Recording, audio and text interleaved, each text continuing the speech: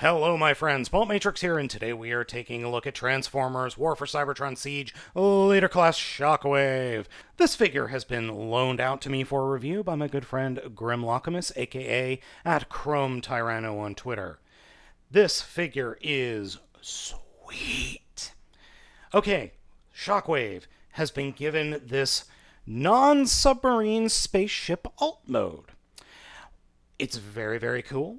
It is just modeled and molded so beautifully. I'm smitten with it. I really am. The detailing, the purple, everything on it is so nice. One question that folks have asked me on Twitter is if the cable here is removable. It is on one end. On the other end, it is not. It's in there. It's pegged into place. I do feel that this thing will break at some point, and it really does break up the lines of this alt mode, which is a shame. Something that is very cool about the alt mode that I did not realize is the bridge of the alt mode has an eye, just like Shockwave. So if we put a light over top of it, the bridge of the alt mode has light piping! Now, the first bit of transformation for Shockwave out of his initial alt mode is to literally just start pulling apart pieces from the ship. First, come to the tower where the bridge is and fold down the flaps.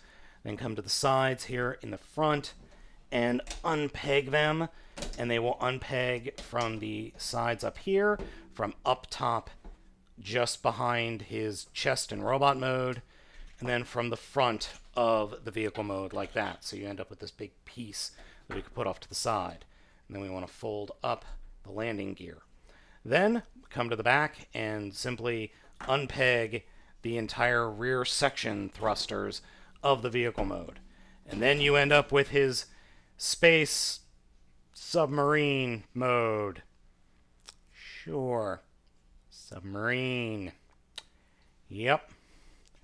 Just an innocent little submarine here. Nothing else. Nothing else. Nope, not at all. Not a cannon of destruction. Just a innocent Earth-based submarine mode. Yep. Totally innocent. Totally innocent. Come to the bridge and actually split the bridge apart a little bit and then unpeg it from the body and fold it down like that. Then come to the back of the vehicle mode, unpeg the legs like this, and hinge them out to extend them. Fold the bridge down and then in, and the bridge tower will actually peg into place and form the inside of the legs. Or outside of the legs, sorry. And then turn the legs 180 degrees and stand the figure up. Then we come to the front of the submarine mode. Grab the bottom of it and unpeg it and flip it out over the fists. Bring the arms, split them apart, bring them down. Come to the very top or front of the robot mode. Open up the chest and flip up the head. But before we do that, I like to just put this up here. I think that's funny. So fold that down, peg it into the back, and then peg the cable onto the outside of the robot's left forearm, which actually tends to not like to be pegged in. And there we have Shockwave in robot mode. Shockwave's robot mode looks really nice and is very emblematic of the original G1 figure, except for the backpack. That backpack is very much the masterpiece figure. I simply adore the look of this dude in robot mode. It's cold, it's calculating, and it has so much beautiful detailing on it. It's simply an absolutely gorgeous robot mode. And like the vehicle mode, the robot head has light piping. Given a size comparison next to Optimus Prime, and Megatron is going to be the same thing going on here, you could see that Shockwave is about the same size as the Voyager class figures. What makes him leader class is all of the stuff we can add on to him. And speaking of said stuff, it's all right here. So we will take first these outer wings and unpeg them from these big thruster sections. Take the center cannon section, and close it up, and then peg them together. Turn it upside down, and these sections that or the gun sections that we just pulled off, will peg onto the outside of those, and then they will peg together like that. The wings will fold down, and then these outside sections will peg into the sides like this. And they do have a nasty habit of just pushing themselves apart sometimes. And we have created Shockwave's sled. I guess this is a sled. I don't know, it's kind of cool. It's like this little minion that follows him around that he can shoot with. Posability on Shockwave is excellent. Head is on a ball joint, though it is a little bit limited. Figure can look down that much and can look up that much. Shoulder is on a swivel with a hinge just behind that, and then a hinge just on the outside for in and out movement. Upper arm swivel, 90-degree bend at the elbow, and the wrists do rotate on both cannon hand and normal hand, though the swivels there are very tight. Torso swivel, ratchet in the hips for forward and back movement, a smooth outer split, thigh swivel at the lower thigh, 90-degree bend at the knee, and this is a plastic ratchet. Each ankle has articulation for in and out movement.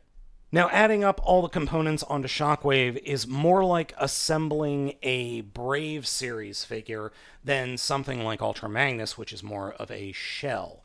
We're just going to take his little sled here and completely disassemble it into its 5 main components. Oh, excuse me.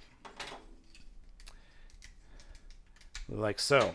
So, to the backpack, we will simply open this section up and drop it onto his backpack like this. We'll do this. We'll do it now. So drop it down and then peg it into place in those peg holes right behind his head like that. And then just kind of leave these sections. You can either, I like to kind of slide them out like this. It doesn't really matter. Just kind of get them as much out of the way as you can. Then these sections that have the cannons and the wings, fold the wings up underneath, and then these guys will go onto the bottom of his feet, giving him Brave Series style shoes. Though they are very, very tiny shoes. They barely add 1/4 of an inch. And then finally, these big thruster sections, fold the arms down, and then the wing sticking out will go towards the front of the robot mode, and they will snap into the shoulders. And finding the snapping point isn't that hard. It is just a little bit odd. So do the same thing over here. Like so, and we are done. And I like to call this Shockwave's Super Cannon mode. It looks pretty darn cool. A little weird, but cool. You have the gruff scuffing of battle mark damage here on his shoulders, down at his feet, and that's kind of it for the whole figure. Oh, a little bit back here on the backs by the thrusters as well. Overall, I think this works really, really well. I really like this figure, and I find this figure to be more... I appreciate this figure more than I do Ultra Magnus, simply because we've never had a Shockwave like this before.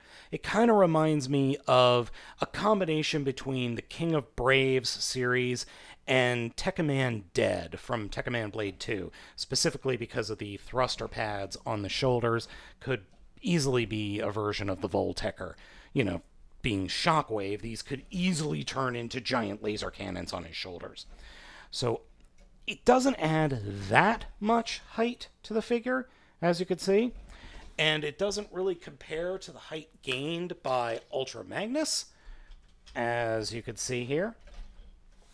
See, Ultra Magnus is still definitely taller, but I find this version of Shockwave to be cooler than Ultra Magnus.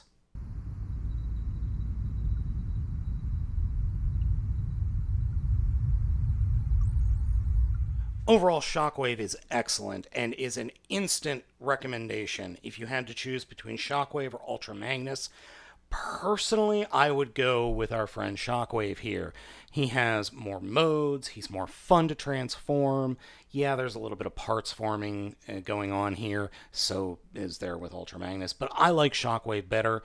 So I've got this figure pre-ordered over at BigBadToyStore.com. I suggest going over there and getting in line for your own version of the figure. This figure was provided or is on loan to me from my good friend Chrome Tyranno, aka at Chrome Tyranno, aka at Grimlockamus. Please let me know what you think of this awesome figure down in the comments. Be sure to hit that like and subscribe button. Also, please be sure to follow me on Twitter at Baltmatrix and Instagram at Baltmatrix. Thank you so much for watching. I'm Baltmatrix, and I will catch you next time.